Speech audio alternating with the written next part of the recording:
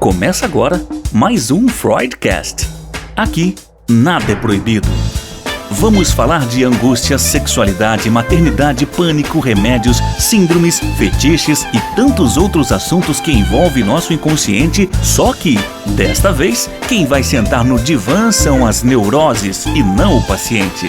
Alerto que nem sempre teremos respostas prontas, mas prometemos que, no mínimo, você vai ser desafiado para olhar a si mesmo e repensar sua vida. Começa agora, Freudcast.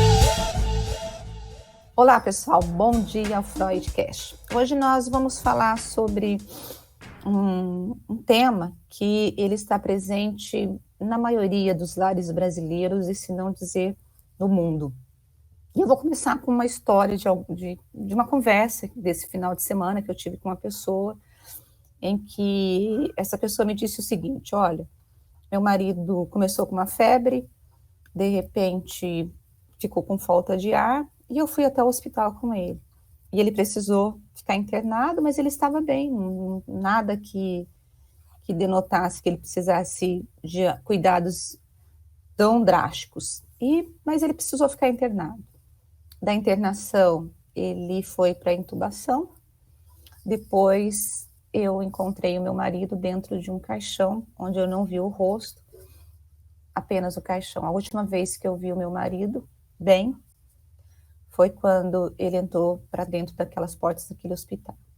Depois eu só fui vê-lo dentro de um velório, mas não vi seu rosto e nunca mais o vi.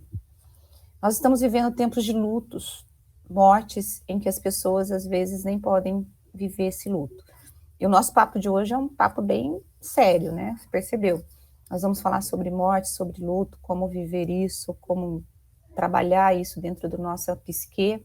E o nosso convidado de hoje é o psicanalista e professor da Unicamp, Daniel Pérez. Bom dia, bem-vindo ao Freudcast, tudo bem? Bom dia, Rosy, bom dia a todas e todos. Pois é, você viu que eu comecei com uma história de uma conversa que eu tive com uma pessoa esse final de semana, e para te dizer, eu fiquei meio assim, porque eu fiquei até meio chocada, né, quando ela me contou esse relato. Nós estamos vivendo, o luto, a morte, na verdade, né, o luto, definitivamente é algo que antes, se a gente não convivia muito com ele passou a fazer parte da nossa vida constantemente, né, Daniel? Bom, sim, já quase 500.000 pessoas mortas por Covid no Brasil, é uma marca inusual, não? A história do nosso país não tem uma marca dessas, nem em catástrofes naturais, nem em guerras. Nunca teve uma guerra na sua história na qual tenha 500.000 mortos em tão pouco tempo. Então, hoje, todos nós conhecemos alguém de nossa própria família, de nosso grupo íntimo, familiar ou de colegas de trabalho, que tem alguém que nos deixou por causa de uma coisa que não é usual, digamos assim, não? Há formas de viver a morte quando podemos pensar que se trata de uma questão natural, né? Quando, bom, o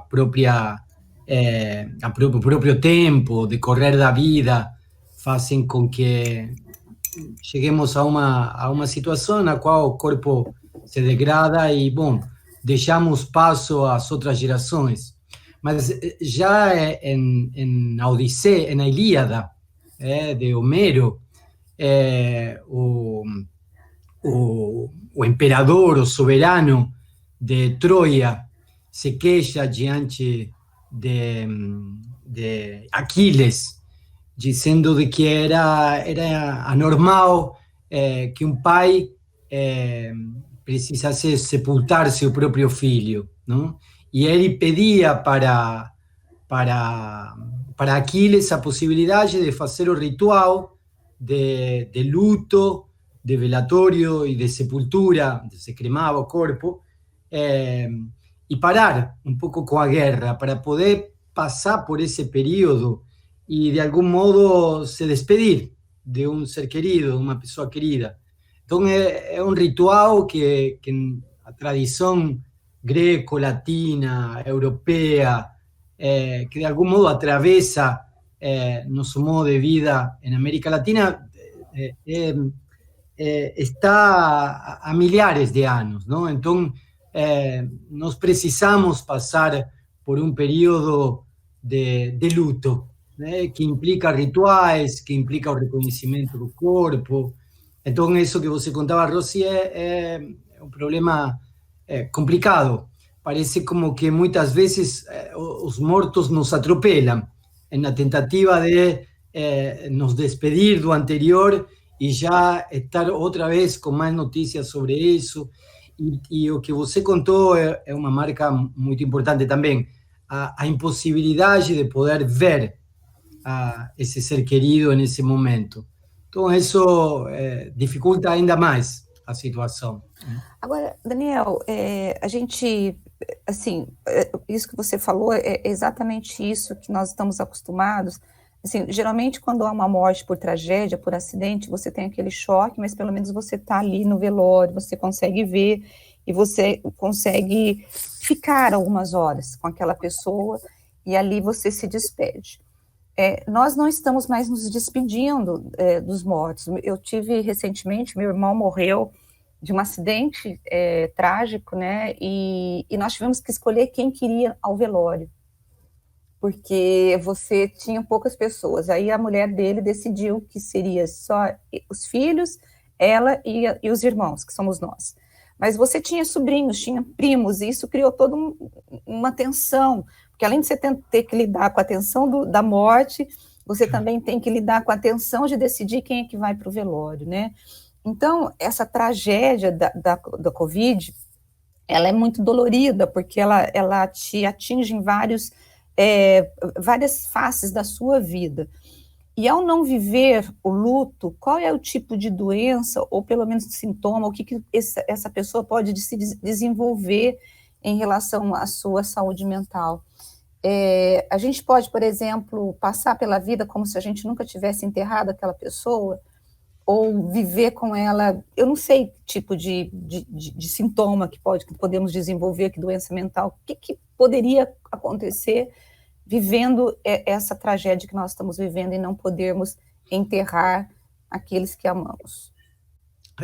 Os casos clínicos que se tem registro e as situações às quais a gente pode se referir mostram que há diferentes tipos de conflitos psíquicos. Tem pessoas que aparentemente passam por uma situação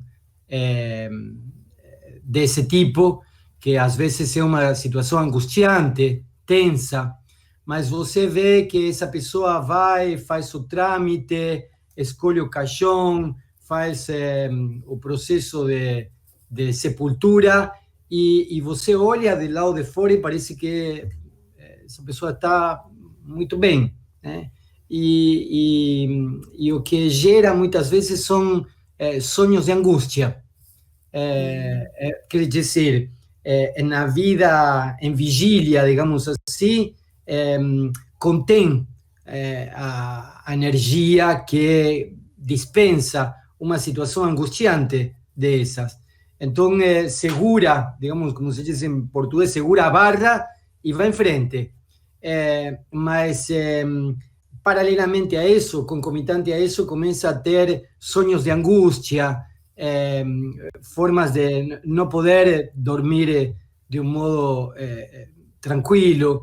Bom, e isso vai acabar afetando também a tensão durante o dia, né? Ao não poder descansar, a não poder elaborar esse processo, fica com uma tensão que às vezes se transforma em uma certa agressividade, que pode ser encaminhada para outra pessoa, para uma situação ou para si próprio, né? E isso é o que muitas vezes em psicanálise se chama de melancolia, quando o sujeito não consegue se despedir do ser querido, do ser amado, por morte, porque o deixou. O que acontece é uma situação de melancolia. Quer dizer, de alguma forma, essa sensação de mal-estar, essa tristeza profunda, continua acompanhando-o, e o que ele faz é começar a se recriminar a si mesmo, começar a processos de autorrecriminação, de culpabilidade. Se eu tivesse feito, se na verdade eu poderia, e passa boa parte de sua vida fazendo isso, né? Com uma espécie de culpa de que, bom, poderia ter feito alguma coisa para evitar aquilo. Então, bom, isso desencadeia muitas vezes uma melancolia que é profunda, e é o que às vezes se chama, em uma linguagem mais cotidiana, de depressão. O sujeito entra em depressão ou começa a ter manifestações que poderíamos chamar em termos clínicos de masoquistas, quer dizer, a autopunição, a automutilação, a tentativa de se deixar morrer junto com o ser querido. É possível a gente traçar uma semelhança com porque quando Freud escreveu esse texto, né, Luto e Melancolia, estava vivendo a questão da guerra, né? É possível nós traçarmos uma semelhança com o que nós estamos vivendo hoje, com o vírus, para poder ter essa vivência como se fosse uma guerra mesmo, ou não? Não é possível. Eu sou muito cuidadoso em utilizar o termo guerra. A guerra é outra coisa. Inclusive, eu diria, a guerra é um lugar de combate, sim, onde de algum modo alguém tem a possibilidade de combater contra o outro está a cara descoberta, digamos assim, não? É diferente uma guerra de um extermínio, por exemplo, onde você não tem dois combatentes, você tem uma máquina de extermínio e as pessoas que são vítimas de um extermínio. Então, a guerra me parece que tem... Então nós estaríamos mais para um extermínio, principalmente no Brasil, quando você fala da negação, quando a gente vai para essa história. Então nós estamos diante de um vírus que a gente não vê a cara descoberta. E estamos diante de um vírus que não vê a cara descoberta, mas mata. Mata, entuba, manda para UTI, sufoca, deixa pessoas em extrema vulnerabilidade em casa. Então, é algo que nós não vemos a cara descoberta, que de algum modo vemos os efeitos disso e que nos deixa impotentes muitas vezes, porque não dá para pegar uma arma e atirar no vírus, não dá para combater no campo de batalha com o vírus. Então fica essa sensação de impotência e muitas vezes o mecanismo que nós temos de defesa para isso é a negação. Não está acontecendo, isso aqui é uma gripezinha, não vai acontecer comigo, bom, ele morreu, mas era porque tinha alguma coisa, mas isso não vai acontecer de novo. Então, muitas vezes se fala desse setor da população que nega, desde os que negam o vírus mesmo, até aqueles que têm teorias conspirativas de uma guerra bacteriológica, ou simplesmente as pessoas que fazem festas clandestinas, ou seja, sem nenhum discurso político, nada, simplesmente foram lá, se juntaram 300 pessoas para fazer uma festa clandestina. Quer dizer, são mecanismos de negação de uma realidade que se torna insustentável, que se torna insuportável. Então, quando eu não posso suportar a realidade, o que eu faço é gerar uma fantasia. A fantasia é um mecanismo de defesa do insuportável do real, né? E a morte aqui é real. A vulnerabilidade, a fragilidade com que nós vemos os corpos atacados pelos vírus é real. Então, o que nós fazemos é, aqui não está acontecendo nada, eu vou beber minha cervejinha, eu vou para a praia, até que a realidade quebra com essas fantasias. Então, a negação é um mecanismo de defesa. E isso piora a situação anterior, Rosy, a situação de não fazer o luto, ou seja, reconhecer a realidade, entender que a vida foi perdida, tentar reconstituir os laços sociais, tentar reconstituir o vínculo com as pessoas, a partir de uma situação que é a de um vírus que não está dando trégua, não? Agora, uma outra situação que essa pandemia também provoca, primeiro nós temos não viver o luto, depois a gente acabou falando sobre a negação, mas também nós temos uma situação em que as pessoas desenvolvem o medo terrível do vírus, né? E aí você tem casos, você deve conhecer pessoas que acabam não saindo de casa, não saindo assim nem para fazer qualquer coisa que precisa. Quando compra alguma coisa tem que higienizar tudo e a pessoa se torna ali escrava desse medo.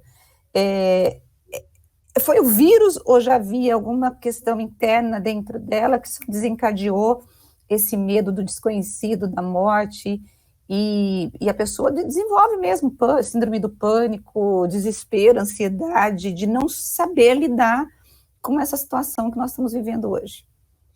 Certamente em todos os casos, tanto de negação quanto do pânico, são efeitos de uma disposição psíquica anterior, não? Que nos constitui. Então, diante de um fenômeno, o que nós fazemos é tentar responder com os elementos simbólicos e imaginários que nós temos.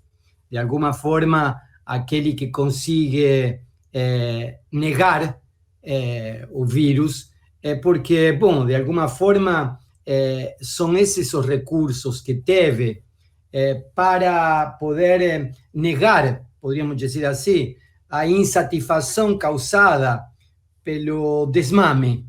Quando a mãe retirou o peito da boca dessa criança, essa criança teve uma experiência de insatisfação, essa insatisfação gerou o primeiro impulso de ódio, disse Freud, de odiar a realidade porque lhe causa insatisfação, e depois o segundo impulso de eliminar a realidade porque lhe causa insatisfação. Então, esse bebê que não consegue ter recursos para elaborar seu ódio, muitas vezes o que faz é crescer, já deixa de ter 4 quilos e medir 50 centímetros, e não passar até 80, 85 quilos e medir 1,80 m, mas o comportamento, com poucos recursos simbólicos, é o mesmo. Diante de uma insatisfação, ou seja, eu sou um empreendedor, eu me vejo na situação de ter que obedecer regras de restrição por causa do vírus. Mas eu não quero fazer isso, porque isso obviamente vai afetar minha empresa. Então, isso me gera insatisfação e me gera ódio. Então, se eu não tenho elementos para elaborar essa situação, vou repetir aquilo que eu fiz como bebê. Vou descarregar meu ódio naquele que eu acho que é o culpado dos mecanismos de restrição. Na Bélgica, essa semana, havia um sniper tentando matar a um infectologista, porque ele era o cara que dizia o que acontecia. E o sniper estava muito mal, e era das Forças Armadas belgas. Então a polícia teve que colocar blindados ao redor da casa, porque ele podia atirar de 1.500 metros. Ou seja, era uma pessoa preparada para isso. Então estava todo mundo desesperado. Quer dizer, aí nós vemos nesse gesto desse sniper um mecanismo de ódio. Quer dizer, era o que acontecia com os romanos na época do Império. Se mandava um cônsul para mostrar quais eram as condições da luta ou da paz. E muitas vezes o cônsul vinha com a cabeça decepada. Quer dizer, se matava a quem levava a informação, com a tentativa de que com isso se resolvesse o problema. Esse é um mecanismo de bebê, de criança. Que quando não se elabora, quando não se tem recursos para elaborar, isso se repete. Mas o problema é que se repete em pessoas adultas, como te falei, 1,80 m, 85, 90 quilos, e já não é mais um bebê. Né? Então, Daniel, você acha que na nossa cultura nós estamos preparados para elaborar o luto? Porque a morte é a única certeza que nós temos na nossa vida. Você concorda? Sim, certeza assim, de que vai acontecer. Todo mundo nasce, todo mundo morre. Então é algo que faz parte da nossa vida, mas é uma parte que a gente esquece o tempo todo. Nós não convivemos, não lembramos disso. E ontem à noite, por coincidência, eu estava assistindo uma série oriental coreana e mostrou a história de uma mulher, né, que ela estava com câncer terminal, e ao invés dela ficar sofrendo, ela decidiu fazer uma festa de despedida com os amigos. Então, ela convidou todas as pessoas que ela gostava, os amigos da escola, e ela fez aquela festa, e no convite ela falou, fulana de tal morreu. Aí todo mundo chegava chorando, né, na casa da fulana, e aí quando via a mulher viva, falou, mas o que está acontecendo? Ela falou assim, não, eu quero me despedir de vocês enquanto eu estou bem, enquanto eu estou, assim, feliz, e eu quero dar um significado para essa morte. Eu não quero vocês chorando no meu enterro, eu não podendo compartilhar. E ali eles beberam, comeram, e foi uma festa, né? Eu achei interessante, eu sei que a cultura é diferente, mas o ser humano, mesmo em todo, eu sei que cada cultura tem uma história diferente, lida com o luto de forma diversa, né? Nós estamos preparados ou a gente nunca está? E nós somos colocados assim com essa questão da morte. Por que eu pergunto isso? Porque todo mundo que fica com Covid, que pega Covid, a primeira coisa que as pessoas me dizem é o seguinte, foi desesperador. Mas foi desesperador não porque eu estava passando mal, é o medo que eu tinha de como que essa doença ia evoluir, porque ela é indecifrável. Para cada corpo, você tem uma evolução diferente. E, na verdade, quando a pessoa fala assim, foi trágico, ela não estava com medo ali naquele momento, ela estava com medo da morte mesmo. Tipo, eu posso morrer daqui 10 dias e ir para uma UTI, e eu não sei se eu vou voltar, né? Primeiro, assim, eu achei super legal essa história da mulher, né, do filme. Eu falei, nossa, que coincidência, eu vou falar do luto amanhã, e de repente eu me pego com essa história muito interessante, né? Como que você vê? Você acha que a gente foge mesmo disso o tempo todo? Eu acho que, como você disse, Rosy, varia de cultura para cultura. Tem culturas que entendem a morte como uma passagem. Tem religiões dentro do Ocidente, inclusive. Não precisamos ir para o Oriente ou para... Dentro do Ocidente que entendem que, bom, que é uma passagem para outro lugar. Isso alivia um pouco, mas, no fundo, acho que é muito singular a experiência da morte.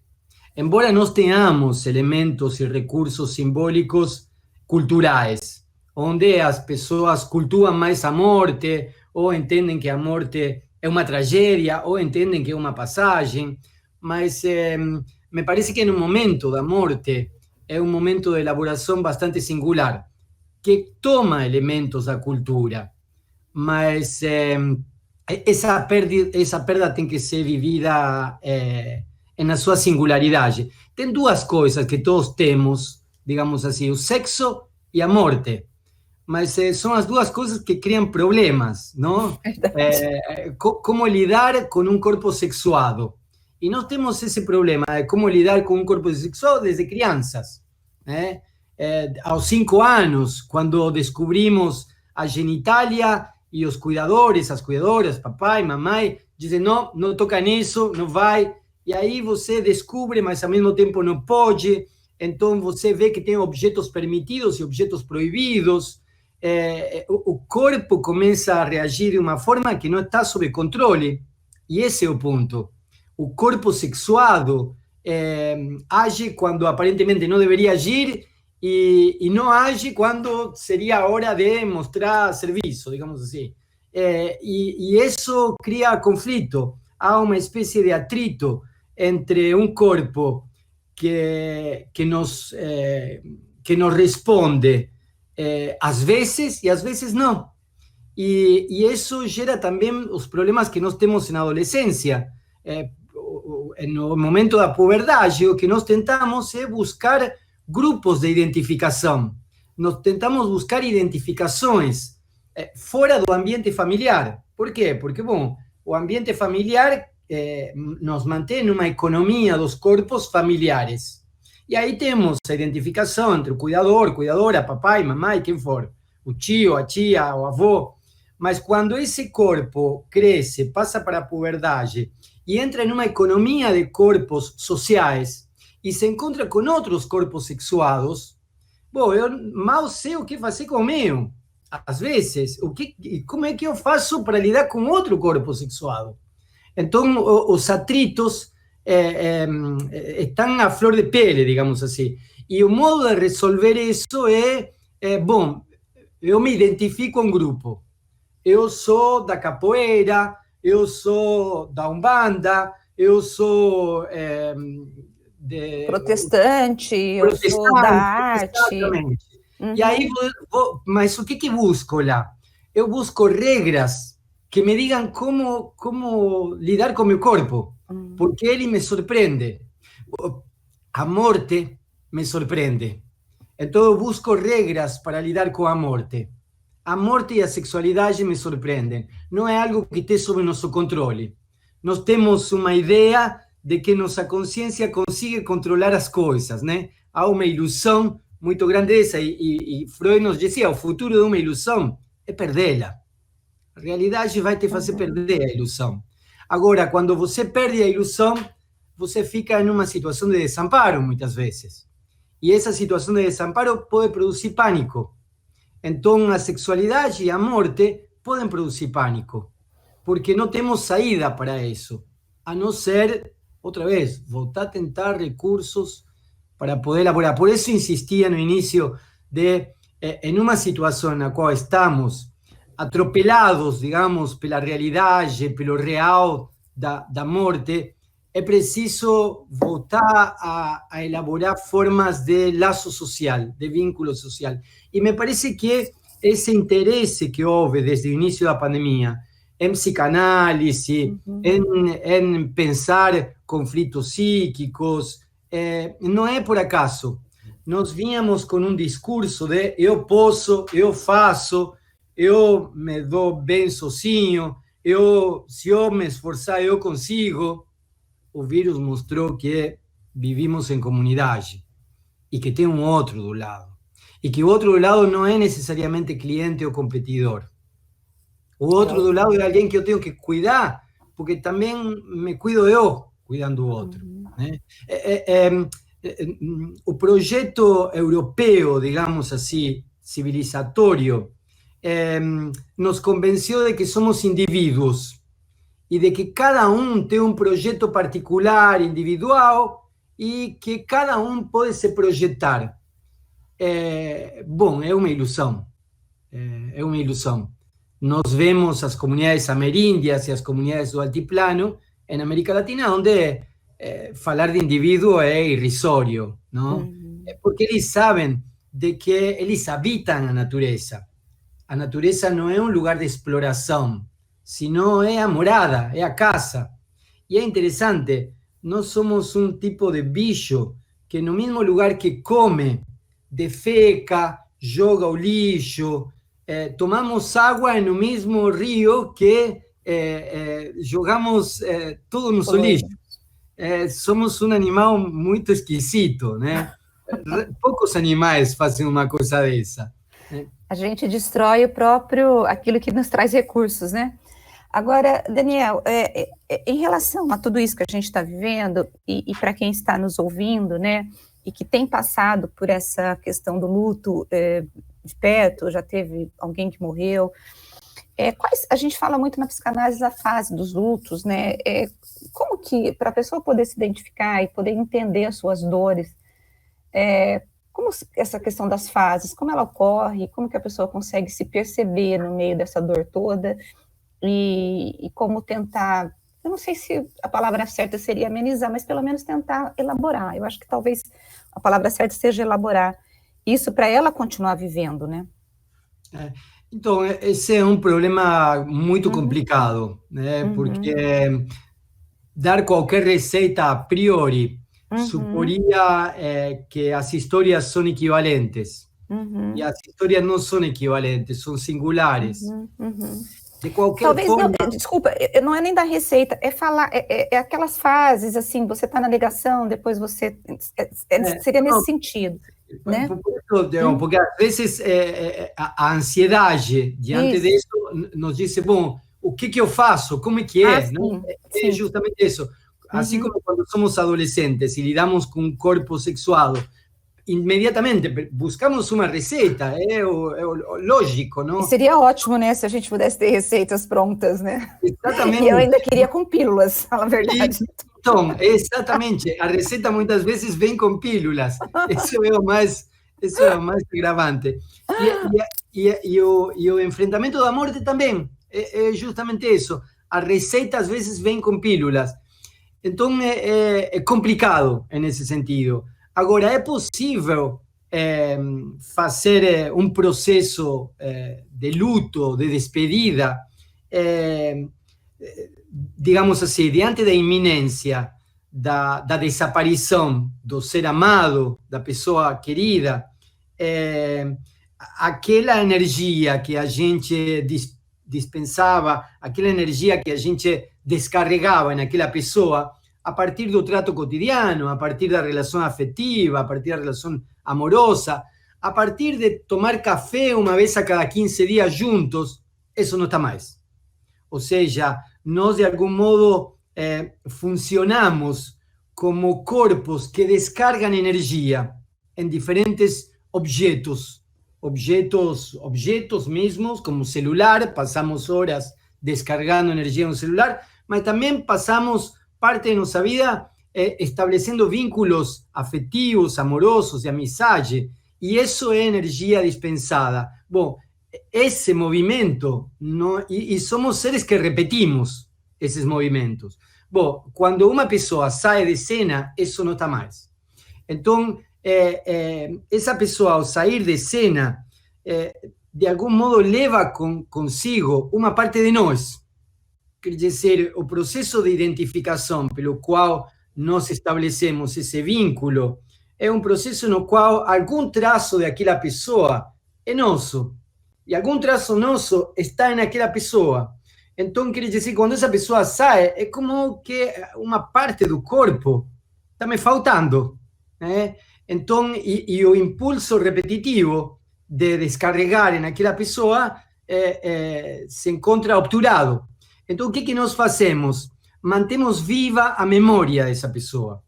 Manter viva a memória dessa pessoa é uma forma de continuar descarregando esse quantum afetivo já não a pessoa, mas na memória da pessoa. Isso pode ser interessante quando essa memória, de algum modo, nos permite estabelecer outros laços. Quando essa memória se fixa e nós nos fechamos em torno disso, aí a coisa complica, porque podemos estar falando de uma melancolia. E do adoecimento, né? Eu me lembrei de um filme que eu assisti, de uma mãe que perdeu uma criança, e ela não desmontou o quarto, ela viveu anos como se aquela criança estivesse ali. E aí o filme é em torno disso, desse trabalhar dessa mãe, que ela não conseguiu se desvincular, ela não conseguiu viver o luto, e ela viveu em melancolia anos e anos. E ela montou um santuário, virou um santuário mesmo, claro. Naquela criança, por conta daquela criança. E é isso que eu queria... Aí, pegando essa imagem desse filme, nós, os humanos, e você falou, a gente descarrega muita energia nos celulares, né? E aí, o que vem na minha mente é assim, puxa vida, por que a gente não vive a vida, né? Que saco que é isso, meu? Você tem que trabalhar, tudo bem, a gente tem que trabalhar, não tem jeito, né? Nós dois aqui estamos trabalhando, né? Mas assim, tem coisa muito boa para você viver. E a gente passa um tempo da nossa vida trabalhando e tentando sobreviver, desesperado, e a gente dá muito pouco prazer, né? Por que a gente tem tanta dificuldade em viver, Daniel? Ese é um problema que me parece que se viu muito no início da pandemia. Todos nós Ah, pensamos que iam ser 15 dias de tédio. Então era verdade. assim, todo mundo vai para casa, fica quieto, digamos, pô, 15 dias de tédio. Não vou poder ir para o bar, não vou poder ir para casa. 15 dias entediado vou estar. Depois descobrimos que não eram 15 dias, que eram mais. Uhum, 30, 50, 70, 3 meses, 6 meses. E já não foi tédio, foi exacerbação de trabalho. As pessoas começaram a trabalhar mais em casa, as pessoas que conseguiam fazer home office começaram a não ter horário, porque, bom, uhum, estavam em casa, então, desde que acordava até que ia dormir, era rotineiro você ficar trabalhando, ou seja, nós já perdimos o que era o espaço do trabalho, o tempo do trabalho, diferente do espaço do lazer, do tempo do lazer, e as pessoas que têm que trabalhar fora, piorou a situação, porque, bom, tinham que manter situações, protocolos de segurança, então parece que todos nós começamos a exacerbar a quantidade de trabalho. Isso não quer dizer que porque trabalhamos mais, tivemos mais satisfação, porque às vezes o trabalho é uma forma de obter satisfação, nem sempre foi assim. Isso, em vez de ser uma satisfação prazerosa, começou a ser um gozo, em termos lacanianos. Quer dizer, uma quantidade de energia que já nos coloca em uma posição de objetos. Quer dizer, não é que trabalhamos para nos satisfazer, agora nós trabalhamos porque parece que é o único que nós podemos fazer. Quer dizer, estamos em uma posição de objeto em relação com um sistema de objetos que nos coloca nessa situação. Então, o que aconteceu foi, me parece, em boa parte de nós, inclusive eu me incluo nisso, uma espécie de alienação, né? uhum, Nos alienamos para que isto passe, não? uhum, Eu me lembro de uma experiência pessoal, se você uhum. me Claro. permite contar. Eu trabalhava muito com um amigo meu, um colega de trabalho, Juan Bonaccini. Uhum, Trabalhávamos em uma pesquisa juntos, há muitos anos atrás. E ele tinha câncer. E, bom, foi um câncer que espalhou no corpo inteiro e ele tem a data marcada. Mas eu tinha a ilusão, assim, como professor de filosofia, psicanalista, já com 50 anos passados, já, uhum, de que se eu continuava pesquisando e escrevendo com ele, eu podia adiar a morte, de alguma forma, não? Quer dizer, ao mesmo tempo que eu sabia que aquilo era absolutamente ridículo, ao mesmo tempo isso me dava a energia como para dizer, não, Juan, vamos continuar, vamos seguir. Sábado à noite me liga e diz, estou indo para o hospital, não passo de amanhã. Falei, Juan, para com isso, uhum, segunda-feira a gente volta a trabalhar. Me disse, não, Daniel, terminou aqui. uhum, E nos dias seguintes, Teresa me liga e havia terminado aí. Né? Quer dizer, criamos fantasias para tentar lidar com aquilo que é insuportável da sexualidade e da morte. E me parece que não está mal criar fantasias, mas me parece que essas fantasias deveriam incluir o contato entre os corpos, deveriam incluir o tempo do prazer, a demora do desejo, não? Martin Heidegger, um filósofo alemão, dizia que nós vivimos na época da técnica. E na época da técnica, diz ele, já nós não utilizamos a técnica para um fim. É o contrário. É a técnica que nos utiliza a nós como efeitos de seu procedimento. Quer dizer, nós vamos à universidade e nos formamos como produtos da técnica disponíveis para o sistema. Nós vamos a qualquer tipo de formação. Quando nós escolhemos uma carreira, perguntamos se o mercado precisa disso. Quer dizer, vamos nos colocando como objetos disponíveis de um sistema da técnica. E ele disse, bom, isso é nos transformar em meros objetos ónticos, não? Então, em algum momento do seu trabalho, ele disse, é preciso deixar que o dia seja dia e a noite seja noite.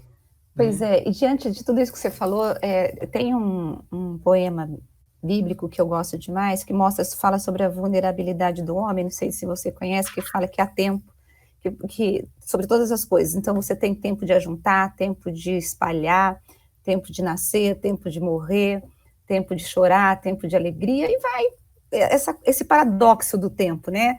E isso nessa época, tem trazido muito esse texto na minha mente, porque eu fico pensando, meu Deus, a gente precisa aprender a viver esses tempos tão diferentes na nossa vida e aprender a vivê-los, né, que talvez a gente não consegue viver.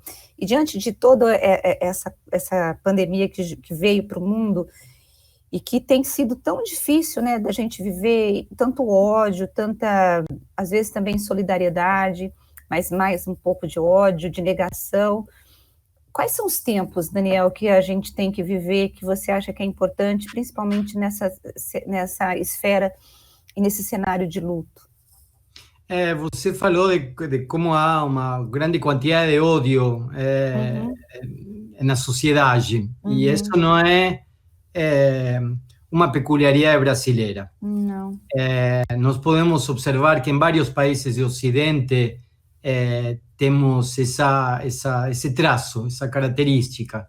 Há uma energia de agressividade que não consegue ser elaborada.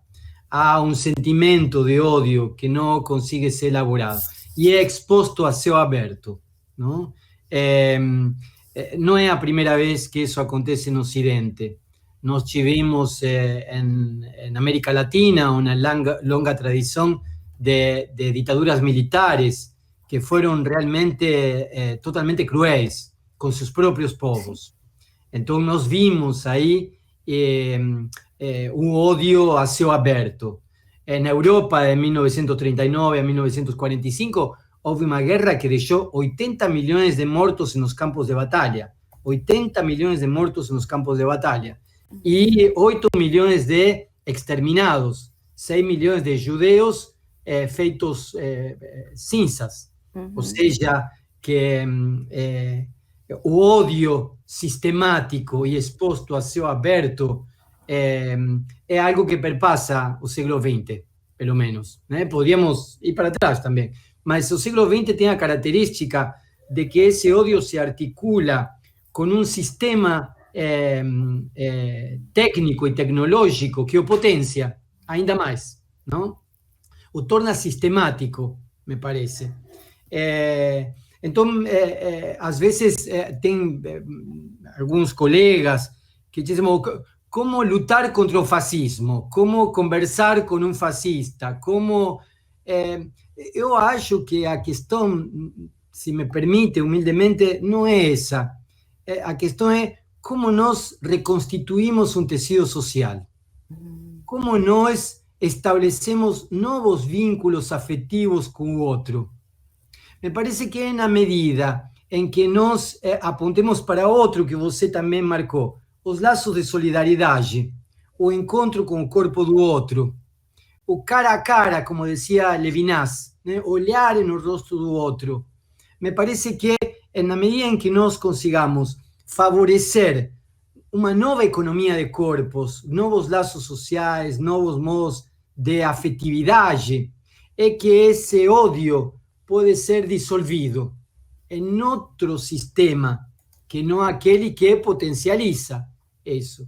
Então, me parece que o problema não está entre os bons e os maus, o problema não está entre os odiadores e os não odiadores. O ódio é algo distribuído entre todos nós. A agressividade é algo distribuída entre todos nós. O problema é o que nós fazemos com isso. E esse me parece que é um problema clínico, psicoanalítico e social, de políticas públicas também. Então, o que nós fazemos o que nós fazemos de nós mesmos com o tempo que resta? E me parece que o encaminhamento, é a construção de novos laços sociais.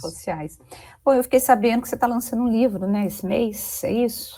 Eu estou, sim, eu estou lançando uma tradução das reflexões de antropologia de Kant. Kant escreveu, Immanuel Kant, um filósofo alemão de final do século XVIII, ele passou boa parte de sua vida trabalhando o que é o ser humano, né? O que é a natureza humana. Ele deu aulas de antropologia durante 24 anos na Universidade de Königsberg, na Alemanha, hoje Rússia. E ele escreveu, deu aulas e escreveu algumas coisas assim em folhas soltas, em caderninhos, na parte, na borda dos livros. Ele pegava os livros e escrevia na borda dos livros. E foi escrevendo pensamentos, reflexões, algumas ideias que iam aparecendo, que depois ele utilizou nos textos publicados, nas aulas, efetivamente, que ele dava. Então, esses fragmentos foram reunidos e eu traduzi eles. São mais ou menos 800, 1000 páginas de traduções que agora vão ser divididas em 3 volumes, porque é muita... Então, agora o que está saindo são as reflexões de antropologia sobre o sentimento de prazer e desprazer. Olha que legal. Então, Kant reflete aí sobre o sentimento de prazer e desprazer, a experiência estética, a experiência do belo e do sublime, a questão da artística e a questão da genialidade. E aqui há um detalhe, Rosy, que é interessante. Freud entendia que quando nós temos pensamentos mórbidos, nós entramos em um estado hipocondríaco.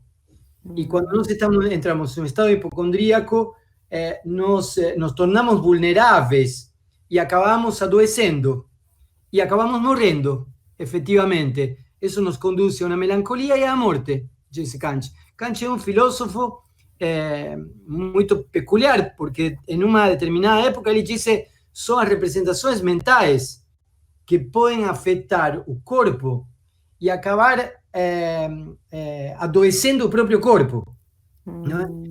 Não é a causalidade biológica que produz representações mentais. Ele disse, não nego isso, mas pode também ser o contrário.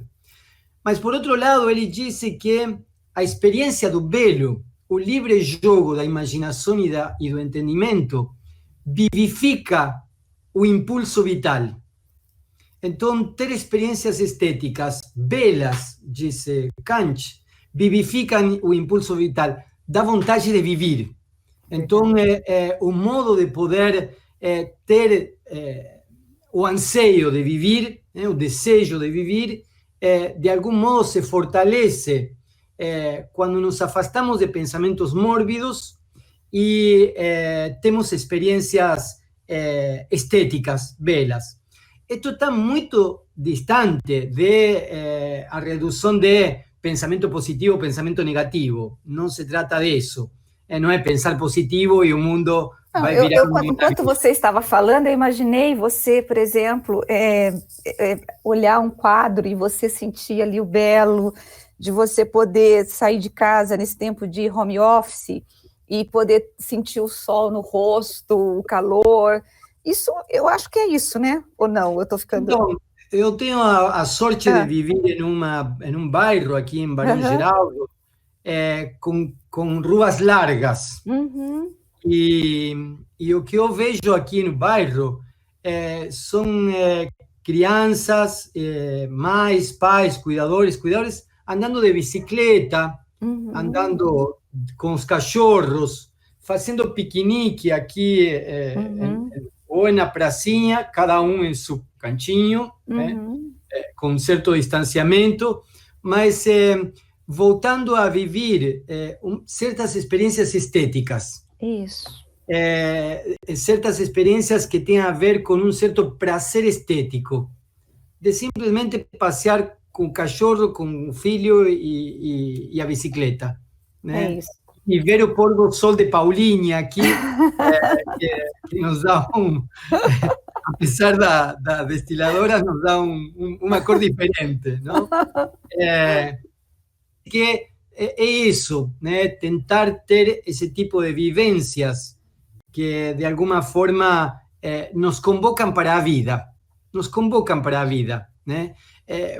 Estávamos mencionando o celular. Quando nós vemos as notícias de celular, a gente quer se matar, que é terrível, o que acontece o tempo inteiro.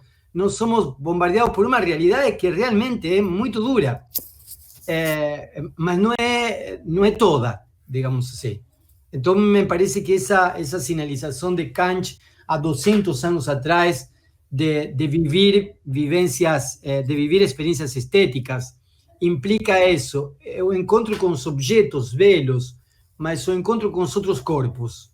Né? O que Tá certo. E aí o livro vai estar nas plataformas e nas grandes livrarias, é isso? Isso, já está à venda por internet, e acho que agora, essa semana, o editor me dizia que já vai estar nas livrarias. Então, já está o volume 2, as reflexões de antropologia sobre o sentimento de prazer e desprazer.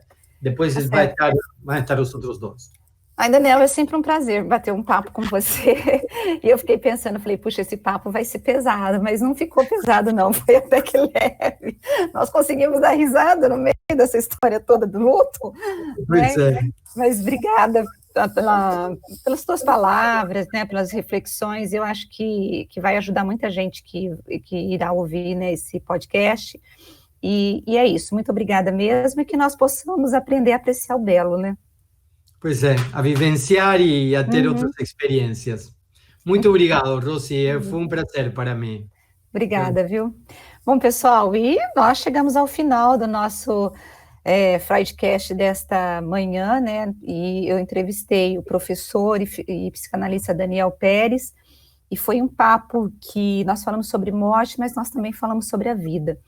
E é isso que nós precisamos viver. E ele terminou aí com a história do livro que ele está lançando recentemente, do filósofo Kant, em que ele está falando sobre a necessidade de nós aprendermos a vivenciar, né, e aproveitar o belo. E é com isso que eu me despeço de você. Eu espero que você, se você teve algum parente morto, perdeu alguém que você ama, e que tem sido muito difícil, é tentar elaborar esse luto e viver e procurar esse belo, que tem de belo ainda na sua vida, para você poder usufruir enquanto você está vivo. Eu acho que é isso que é importante. Eu me despeço de vocês e a gente se encontra na próxima semana com mais um Freudcast com um psicanalista aqui muito interessante, com um assunto também muito interessante e que vai trazer aí muitas reflexões para você. Grande beijo para você. Até semana que vem. Tchau, tchau.